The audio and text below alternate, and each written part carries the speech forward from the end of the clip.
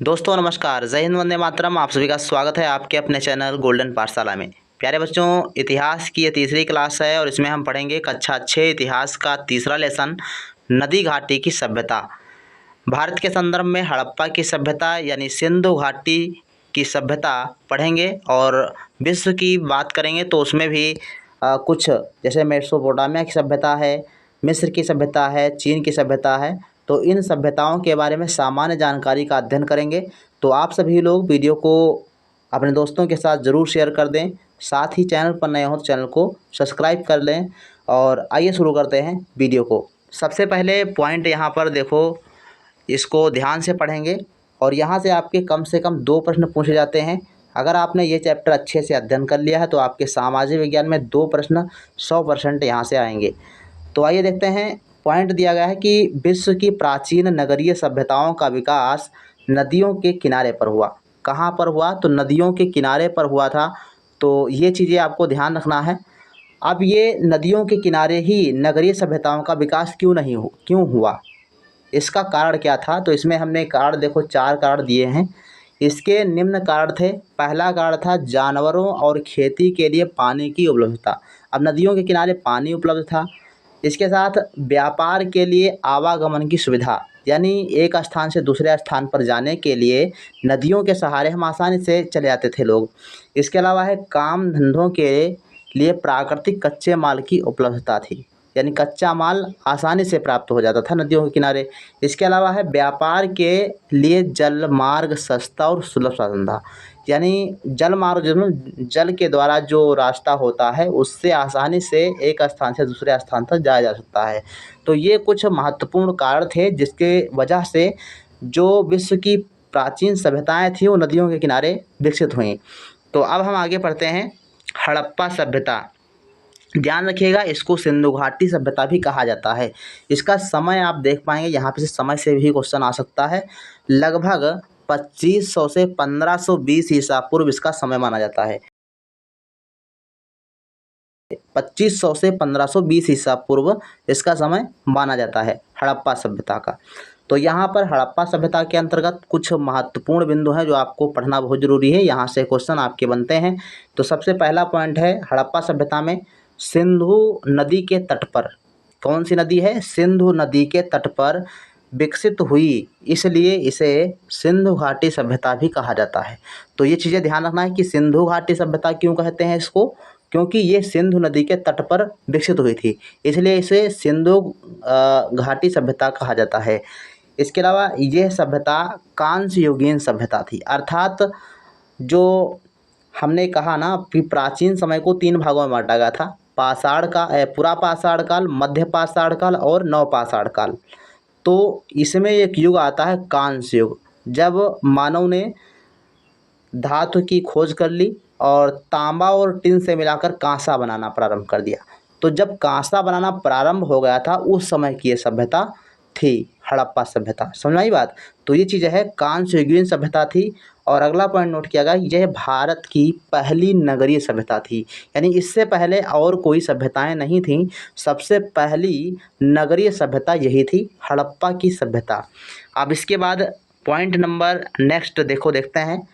सर्वप्रथम कपास उत्पादन करने और सूती वस्त्र या सूती कपड़े पहनने कपड़े का प्रयोग हड़प्पा सभ्यता के लोगों ने किया था। अगर विश्व की बात करें तो विश्व में सबसे पहले सूती कपड़ों को पहनना और कपास का उत्पादन करना हड़प्पा यानी सिंधु घाटी सभ्यता के लोग जो है करते थे। इसके अलावा अगर आप एक मूवी देखे होंगे मोहनजोदड़ो, तो मोहनजोदड़ो में भी ये चीज़ दिखाई गई है कि वहाँ पर कपास की जो है खेती होती थी और वहाँ पर कपास का जो है क्रय विक्रय किया जाता था। ठीक, तो अगर आपने जो है मोहनजोदड़ो फिल्म नहीं देखी है तो एक बार देख लीजिएगा, आपको सिंधु घाटी सभ्यता का बहुत अच्छे से अध्ययन हो जाएगा, थोड़ा सहायता मिलेगी उससे। हड़प्पा की लिपि दाएं से बाएं लिखी जाती थी। हम जो भी लिखते हैं, जैसे अंग्रेजी में लिखते हैं तो रोमन लिपि होती है, हिंदी में लिखते हैं तो वो देवनागरी लिपि होती है। अब ये देवनागरी और रोमन लिपि देखी जाए, लेकिन देखा जाए तो ये बाएं से दाएं की तरफ लिखी जाती हैं। लेकिन जो हड़प्पा कालीन सभ्यता लिपि थी वो दाएं से बाएं की तरफ लिखी जाती थी। जिस प्रकार से उर्दू लिखा जाता है सेम उसी प्रकार से लिखी जाती थी। तो ये चीज़ें आपको ध्यान रखना है। इसके बाद है हड़प्पा नामक स्थल से इस सभ्यता के अवशेष सबसे पहले मिले थे, इसलिए इसे हड़प्पा सभ्यता कहते हैं। तो हड़प्पा सभ्यता को हड़प्पा सभ्यता ही क्यों कहा जाता है? क्योंकि एक हड़प्पा स्थान है, हड़प्पा एक स्थल है, वहाँ पर सबसे पहले साक्ष्य मिले थे, इसलिए इसको हड़प्पा सभ्यता कहते हैं। और सिंधु नदी के तट पर इसका विकास हुआ था, इसलिए इसको सिंधु घाटी सभ्यता कहते हैं। तो ये चीज़ें आपको ध्यान रखनी है। इसके बाद अब हम बात करते हैं हड़प्पा सभ्यता के महत्वपूर्ण स्थल। यहाँ से आपके प्रश्न पूछे जाते हैं और पिछली बार भी एक प्रश्न पूछा गया था, वो हम बताएंगे आपको कौन सा प्रश्न पूछा गया था। तो यहाँ पर आप देख पाएंगे, सबसे पहले हमने यहाँ पे एक चार्ट बना दिया है, पूरा चार्ट आप अच्छे से देखिएगा। यहाँ से आपका एक प्रश्न जरूर बनेगा।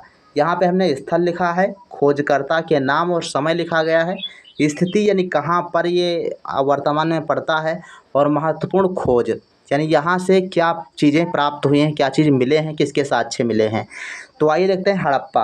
हड़प्पा से इसकी सबसे पहले खोज हुई थी, और इसकी खोज हुई थी की थी दयाराम साहनी ने। दयाराम साहनी ने 1921 ईस्वी में हड़प्पा सभ्यता यानी हड़प्पा नामक नगर की खुदाई की थी। और ये हड़प्पा नगर जो है ये रावी नदी के तट पर है।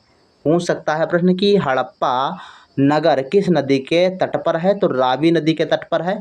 और ये कहाँ पर है? तो मांटगोमरी ज़िला है। ये पाकिस्तान का एक पंजाब में, पाकिस्तान का जो क्षेत्र पंजाब वाला क्षेत्र पड़ता है उसमें एक ज़िला पड़ता है मांटगोमरी। उस मांटगोमरी ज़िले में जो है स्थित है हड़प्पा नामक नगर। और यहाँ से आपको बात करें तो अन्नागार, अन्नागार होता था जहाँ पर हड़प्पावासी अपने सारे कृषि से प्राप्त जो उत्पाद होता था उसको इकट्ठे, जैसे गोदाम होते हैं उसी प्रकार से गोदाम हुआ करते जिसको अन्नागार कहते थे। और बैलगाड़ी प्राप्त हुई है। आपकी कक्षा जो 6 की किताब है उसमें बैलगाड़ी का चित्र दिखाया गया है। वहाँ पर आपको जब चित्र दिया गया है तो आपसे प्रश्न भी पूछा जा सकता है। तो आपको ध्यान रखना है कि बैलगाड़ी के साक्ष्य कहाँ से मिले हैं? तो हड़प्पा से मिले हैं। अन्नागार कहाँ से प्राप्त हुआ है? अन्नागार हड़प्पा में भी था और मोहनजोदड़ो में भी था। तो ये प्रश्न भी दोनों में आप लगा सकते हैं, कोई दिक्कत नहीं है। इसके बाद मोहनजोदड़ो, मोहनजोदड़ो से बात करें तो ये इसकी खुदाई जो है राखाल दास बनर्जी ने की थी 1922 में। 1921 में दयाराम साहनी ने हड़प्पा की खोज की थी और 1922 में मोहनजोदड़ो की खुदाई राखाल दास बनर्जी ने की थी। और जो मोहनजोदड़ो है ये सिंधु नदी के तट पर है और ये है लरकाना ज़िले पाकिस्तान में। पाकिस्तान का लरकाना ज़िला है, वहाँ पर पड़ता है ये मोहनजोदड़ो। और यहाँ से क्या प्राप्त हुआ? यहाँ से विशाल स्नानागार, विशाल स्नानागार यानी स्विमिंग पूल निकला है जो पक्की ईंटों से बना हुआ था। और कांस्य की नर्तकी की मूर्ति मिली है। कांस्य की नर्तकी की मूर्ति आपकी चित्र में बनी हुई है और वहाँ पर जो है विवरण दिया गया है। तो यहाँ से प्रश्न आपका बन सकता है। तो कांस्य की नर्तकी की मूर्ति मोहनजोदड़ो से प्राप्त हुई है। इसके अलावा आप एक चीज़ याद रख सकते हैं, यहाँ से पशुपति की मूर्ति भी प्राप्त हुई है। पशुपति की मूर्ति भी यहाँ से प्राप्त हुई थी मोहनजोदड़ो से। इसके बाद है कालीबंगा। कालीबंगा की खोज जो है 1953 में हुई थी। ये चीज़ें आपको याद रखनी है। और इसके खोजकर्ता का नाम विशेष नहीं था इसलिए हमने नहीं लिखा है। और जो चीज़ें इम्पोर्टेंट है वही हमने PDF में आपको बताने का प्रयास किया है। कालीबंगा जो है ये घग्गर नदी के तट पर है, राजस्थान में है। राजस्थान में घग्गर नदी के तट पर कालीबंगा शहर है। और लकड़ी का हल यहाँ से प्राप्त हुआ है। लकड़ी के हल के साक्ष्य कहाँ से प्राप्त हुए हैं? तो कालीबंगा से प्राप्त हुए हैं। लोथल की बात करेंगे तो लोथल के जो लोथल है ये शहर भोगवा नदी के किनारे गुजरात में भोगवा नदी के तट पर लोथल शहर जो है विकसित हुआ। और यहाँ से मानव निर्मित बंदरगाह और चावल की भूसी प्राप्त हुई है। तो ध्यान रखिएगा, यही चावल की जो भूसी प्राप्त होती है इसी से हम जान पाते हैं कि सिंधु घाटी सभ्यता के लोग चावल उत्पादन करते थे या चावल का सेवन करते थे। समझाई बात। तो लोथल से चावल की भूसी प्राप्त हुई है और यहाँ पर एक कृत्रिम यानी मानव निर्मित बंदरगाह प्राप्त हुआ है। ठीक है, तो ये चीज़ें पूछ जाती हैं। इसके अलावा एक प्रश्न आता है कि सिंधु घाटी का एकमात्र बंदरगाह कौन सा था? तो लोथल था। ठीक, ध्यान रखिएगा। और यहाँ से लोथल से एक चीज़ और प्राप्त हुई थी, गोदीवाड़ा के साक्ष्य मिले हैं। गोदीवाड़ा के साक्ष्य कहाँ से मिले हैं? तो लोथल से वही मिले हैं। तो ये चीज़ें आपको ध्यान रखना है। इसके बाद है चाहुंदड़ो। अब ये चाहुंदड़ो एक क्षेत्र है, ये इसकी खोज एन.जी. मजूमदार ने की थी 1931 ईस्वी में, और ये सिंधु नदी के तट पर है जो पाकिस्तान में स्थित है। हालांकि सिंधु नदी भारत में भी है, लेकिन जो सिंधु नदी पाकिस्तान में है उसके तट पर जो है चाहुंदड़ो नगर जो है मिला है, और यहाँ पर मनका बनाने के कारखाने का साक्ष्य मिला है। ये किताब में आपके लिखा गया है। तो यहाँ से आपके प्रश्न बन सकते हैं। इसके अलावा ये प्रश्न आपका 2023 की परीक्षा में पूछा गया था। 2023 की परीक्षा में पूछा गया था कि आलमगीरपुर नामक पुरातत्व स्थल कहाँ पर स्थित है? तो ये हिंडन नदी के तट पर स्थित है। ये प्रश्न आपका ऑप्शन में हिंडन नदी था, और वही आपका सही हो गया। तो हिंडन नदी के तट पर आलमगीरपुर नामक स्थान है। समझ आई बात? और ये मेरठ में है, मेरठ उत्तर प्रदेश में हिंडन नदी है, वहीं पर आलमगीरपुर नामक पुरातत्व स्थल बना हुआ है। और यहाँ से मिट्टी के बर्तन के साक्ष्य मिले हैं। यहाँ से मिट्टी के बर्तन के साक्ष्य मिले हैं। ये चीज़ें आपको ध्यान रखनी है। इसके बाद है धौलावीरा। धौलावीरा भी इम्पोर्टेंट क्षेत्र है, और ये कच्छ का रण, जहाँ पर गिर नामक राष्ट्रीय उद्यान है, कच्छ का रण गुजरात में धौलावीरा क्षेत्र है। और यहाँ से जो है नगर निर्माण योजना और जल निकास प्रबंध के साक्ष्य मिलते हैं। ठीक, तो ये भी आपकी किताब में दिया गया है, इसलिए इम्पोर्टेंट है। जो आपकी किताब में, जो एससीईआरटी किताब में आपका दिया गया है, वही सारी चीज़ें इम्पोर्टेंट हैं, और वही आपको पढ़ना है। इसके बाद हम बात करते हैं हड़प्पा कालीन नगरों की विशेषताएँ। जो हड़प्पा काल में जो नगर थे वो किस प्रकार के बनाए गए थे, एक नज़र में इसको देख लेते हैं, क्योंकि यहाँ से भी प्रश्न आपके बन सकते हैं कि हड़प्पा कालीन नगर किस प्रकार से बने हुए थे। तो उनका एक निश्चित योजना के अंतर्गत बनाए गए थे। तो पहला पॉइंट है, नगर निर्माण एक निश्चित योजना से हुआ था। निश्चित योजना से मतलब नगरों का निर्माण किया गया था, और सड़कें चौड़ी एक दूसरे को समकोण पर काटती थीं। तो ये चीज़ें ध्यान रखना है। और जो ये चौड़ी चौड़ी जो हाईवे टाइप के होते थे, ये छोटी छोटी गलियों से मिलते थे, और उन गलियों में जो है मकान बने हुए थे। और सड़कों के किनारे पक्की नालियाँ बनी हुई थीं। छोटी छोटी नालियाँ बड़ी नालियों से जाकर मिलती थीं। तो ये सब चीज़ें जो है, ये देखा जाए तो आज का जो आधुनिक युग था, सेम इसी प्रकार से प्राचीन मानव जो है अपने नगरों का निर्माण करता था। तो ये चीज़ें थीं। अब इसके बाद हम बात करते हैं हड़प्पा सभ्यता की विशेषताओं के बारे में। तो यहाँ पर अब हम बात करते हैं भवन निर्माण। हालांकि हड़प्पा सभ्यता की ये भी विशेषता है, नगरों की विशेषता। अब हम दूसरी विशेषता बात करते हैं भवन निर्माण। अब यहाँ पर भवन निर्माण किस प्रकार से कराए जाते थे, तो इसके बारे में थोड़ा सा। भवनों का निर्माण एक सुनियोजित योजना से हुआ था। छोटे बड़े आयताकार कई 2 मंजिला घर भी मिले हैं। समझ बात? मतलब छोटे बड़े भी थे, और आयताकार घर थे, और कई जो घर मिले हैं वो 2 मंजिला घर मिले हैं, और जो पक्की ईंटों से बने हुए थे। पक्की ईंटों या कच्ची ईंटों से भी मिट्टी के भी बर्तन वो घर मिले हैं, सॉरी, और पक्की ईंटों से बने घर भी मिले हुए हैं। और इसके अलावा है, घर के बीच आंगन, और आंगन के चारों ओर कमरे होते थे, और रसोई घर, शौचालय था, स्नान घर की उचित व्यवस्था थी। यानी बाथरूम था, और शौचालय था, रसोई घर था। तो ये सारी चीज़ें उस समय उपलब्ध होती थी।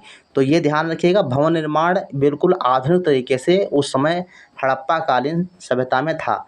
इसके बाद हम बात करते हैं रहन सहन की। यहाँ से आपके प्रश्न बनते हैं। तो हमने कई हेडिंग्स के माध्यम से आपको बताया है रहन सहन में आपको क्या देखना है। रहन सहन में मुख्य भोजन क्या था? मुख्य भोजन चावल, गेहूँ और जौ, ये हड़प्पावासी खाते थे। और कपड़े की बात करेंगे, सूती और ऊनी वस्त्र पहनते थे। इसके बाद है खेती। खेती यहाँ पर गेहूँ, जौ, मटर, तिल और चना, इसकी जो है खेती होती थी। पशुपालन की बात करेंगे तो बैल, गाय, भैंस, बकरी और भेड़, यहाँ पर पशुपालन होता था। बैल जो होते थे, जो जिनका ऊंचे कंधे वाले बैलों का जो है पालन किया जाता था। तो ध्यान रखिएगा, यहाँ पर आपकी किताब में दिया गया है, ऊंचे कंधों वाले बैल का जो है पशुपालन किया जाता था। इसके बाद आभूषण, हार, कंगन, पाजेब, अंगूठी आदि जो है आभूषण यहाँ के थे। इसके बाद है देवी देवता। देवी देवताओं की जानकारी किससे मिलती है? तो यहाँ पर लिखा गया, हड़प्पा सभ्यता के धर्म की 4 प्रमुख विशेषताएं थी। तो सबसे पहला था मातृशक्ति की उपासना। यहाँ पर मातृशक्ति की पूजा करते थे ये हड़प्पा कालीन जो लोग थे, और शिव की पूजा करते थे, और पशु पूजा करते थे, और वृक्ष की पूजा करते थे। ठीक, तो ये चीज़ें आपको ध्यान रखना है। यहाँ रामचंद्र की पूजा नहीं होती थी, श्री कृष्ण की पूजा नहीं होती थी, बल्कि मातृशक्ति की पूजा, शिव की पूजा, पशु पूजा और वृक्ष पूजा होती थी। तो ये चीज़ें आपको ध्यान रखना है। इसके बाद हम बात करते हैं व्यापार। व्यापार में कुछ महत्वपूर्ण चीज़ें हैं जो आपको पढ़नी चाहिए। हड़प्पा कालीन मोहरें मेसोपोटामिया से प्राप्त हुई हैं। इससे पता चलता है कि हड़प्पावासी मेसोपोटामिया से व्यापार करते थे। ये इंपॉर्टेंट चीज़ यहाँ पर दी गई कि हड़प्पावासी जो थे वो मेसोपोटामिया की सभ्यता से क्या करते थे, मेसोपोटामिया की सभ्यता से वो व्यापार करते थे। और इसका पता कैसे लगा, क्योंकि वहाँ पर जो है हड़प्पा कालीन जो मोहरें थी वो मेसोपोटामिया से मिली हैं। इसलिए ये जानकारी प्राप्त हुई कि भाई हड़प्पावासी जो लोग थे वो मेसोपोटामिया से व्यापार करते थे। अब इसके बाद है नाप तोल के लिए बटखरे और पैमाने का प्रयोग करते थे। यानी नापने के लिए पैमाना था उनके पास, और तोलने के लिए बटखरे यानी पत्थर के छोटे छोटे बाँट, समझ में आई बात। तो ये बटखरे होते थे। इसके बाद है वस्तु के बदले वस्तु का लेना और देना, अर्थात वस्तु विनिमय का प्रचलन था। जब आप मोहनजोदड़ो फिल्म देखेंगे, मूवी देखेंगे, तो उसमें आपको बताया गया है वहाँ पर वस्तु विनिमय होता था। यानी हमारी जो उपयोगी वस्तु है दूसरे व्यक्ति की उपयोगी वस्तु से हम बदल लेते थे, तो ये हुआ वस्तु विनिमय। तो उस समय वस्तु विनिमय चलता था, ना कि मुद्रा का प्रचलन था। यानी वहाँ पर रुपये पैसे नहीं चलते थे। तो अगला पॉइंट है सिक्कों या मुद्रा का प्रचलन नहीं था। तो सिंधु घाटी सभ्यता में वस्तु विनिमय था, यानी एक वस्तु ले लेते थे, दूसरी वस्तु दे देते थे। यानी यहाँ पर सिक्कों या मुद्रा का प्रचलन नहीं था। इसके बाद है मूर्ति पूजा का प्रारंभ जो है सिंधु घाटी सभ्यता से माना जाता है। सिंधु घाटी लोग सबसे पहले मूर्ति पूजा का प्रारंभ करते हैं। तो ये चीज़ें ध्यान रखना। हड़प्पा कालीन एकमात्र बंदरगाह कौन सा था, लोथल था, हमने पहले भी आपको बता दिया। इसके बाद मोहरों पर आदमी, जानवर, बर्तनों की आकृति बनी हुई है। ठीक, जो हड़प्पा कालीन मोहरें हैं उन पर आदमी, जानवर और बर्तनों की आकृतियाँ बनी हुई हैं। इसके बाद है हड़प्पा कालीन प्रमुख क्षेत्र रोपड़। रोपड़ जो है वो पंजाब में बच्चों है, यहाँ से प्रश्न बन सकता है। और दामयाबाद महाराष्ट्र, ये भी प्रश्न आपका यहाँ से 2023 की परीक्षा में पूछा गया था। तो आलमगीरपुर नामक क्षेत्र और दामयाबाद, ये दोनों क्षेत्र पूछे गए थे 2023 की यूपी एनएमएस की पेपर में। तो ध्यान रखिएगा, 2 प्रश्न यहाँ से आपके कंप्लीटिव बनेंगे तो बनेंगे। इसके बाद है सिंधु घाटी सभ्यता नष्ट होने के प्रमुख कारण क्या हो सकते हैं। तो यहाँ से भी आपका प्रश्न बन सकता है। तो सिंधु घाटी सभ्यता के नष्ट होने का प्रमुख कारण हो सकता है बाढ़, सूखा, महामारी, आग या फिर आर्यों का आक्रमण। तो ये 4 चीज़ें जो है इसमें 5 चीज़ें लिखी गई हैं। तो ये चीज़ें आपको ध्यान रखना है, बाढ़, सूखा, महामारी, आग या फिर आर्यों का आक्रमण। इसके कारण सिंधु घाटी सभ्यता नष्ट हुई थी। अब हम बात करते हैं विश्व की प्राचीन सभ्यताओं के बारे में। तो विश्व की प्राचीन सभ्यताओं के बारे में अगर हम बात करें तो सबसे पहली सभ्यता है मेसोपोटामिया की सभ्यता। मेसोपोटामिया की सभ्यता, इसका समय था 5000 से 2000 ईसा पूर्व। यहाँ पर 200 हो गया, यहाँ पर 2000 का लेना। तो ये है 5000 ईसा पूर्व से 2000 ईसा पूर्व का जो समय था वो मेसोपोटामिया का समय था। अब ये मेसोपोटामिया की सभ्यता के लिए पॉइंट है, यह सभ्यता दजला फरात, इराक और ईरान की सभ्यता के बीच में था। इराक और ईरान में ये दजला फरात नदी पड़ती है, और उस नदी के किनारे जो है इस सभ्यता का विकास होता है। ठीक, और जिगुरत में इनके देवता निवास करते थे। जिगुरत का बाकायदा आपकी किताब में चित्र बना हुआ है, और वहाँ पर दिखाया गया है कि जिगुरत में मेसोपोटामिया की सभ्यता के जो देवता हैं वो निवास करते थे। तो ध्यान रखिएगा, मेसोपोटामिया की सभ्यता कहाँ पर देवता कहाँ पर निवास करते थे, तो जिगुरत में। इसके बाद है यहाँ की प्रमुख देन की बात करें तो मेसोपोटामिया की सभ्यता की प्रमुख देन है चित्रात्मक और कीलाकार लिपि। यहाँ से आपका प्रश्न बन सकता है कि कीलाकार लिपि का प्रयोग किस सभ्यता के लोग करते थे, तो मेसोपोटामिया की सभ्यता के लोग। इसके बाद हम बात करते हैं, दूसरा पॉइंट है मिस्र की सभ्यता। मिस्र की सभ्यता से इम्पोर्टेंट प्रश्न बनते हैं। नील नदी के किनारे विकसित मिस्र सभ्यता को नील नदी का वरदान कहा जाता है। मिस्र की सभ्यता को नील नदी का वरदान कहा जाता है, और यह नील नदी के किनारे विकसित हुई थी। इसके बाद है यहाँ के लोग शवों को ममी। अब ममी को समझना है। ममी जो होती है वो नाइट्रोजन, जो शव होते थे, जो व्यक्ति जब मर जाता था तो उसके शरीर पर नाइट्रोजन का लेप लगा करके मुलायम कपड़े से लपेट करके उनको रखा जाता था, जिसको मम्मी कहते हैं। और ये मम्मी कहाँ पर रखते थे? तो पिरामिडों में। मिस्र के पिरामिड क्या हैं? मशहूर हैं। तो अगर पूछा जाएगा कि मिस्र के पिरामिड कहाँ मतलब पिरामिड कहाँ पाए जाते थे, तो मिस्र की सभ्यता में पिरामिड पाए जाते थे। और इन पिरामिडों में क्या रखते थे? तो मम्मी रखते थे, यानी शवों को नाइट्रोजन का लेप लगा के मुलायम कपड़ों से लपेट कर रख देते थे। तो ये चीज़ें थी मिस्र की सभ्यता के लिए इम्पोर्टेंट चीज़ें यहाँ से आपको बता दी गई। इसके बाद हम बात करते हैं क्रीट सभ्यता। अब क्रीट सभ्यता, इसका समय जो है बच्चों 3000 से 1500, यहाँ पर 3000 होना चाहिए, 3000 से 1500 ईसा पूर्व के बीच में ये क्रीट सभ्यता का विकास हुआ था। इसका जो है इसके लिए 2 पॉइंट महत्वपूर्ण हैं। भूमध्य सागर के किनारे विकसित हुई द्वीप सभ्यता थी।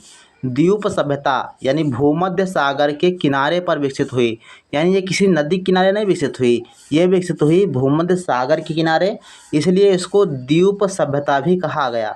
बर्तनों पर सुंदर चित्रकारी के लिए प्रसिद्ध थे।